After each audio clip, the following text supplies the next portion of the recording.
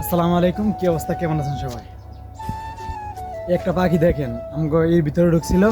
এটা দেখেন, আমি দেখেন এটার ভিতরে ঢুকে না, তো ঢোকার পরে আমি দরজা বন্ধ করে দিয়েছি, দরজা বন্ধ করে পাখিটা ধরছি।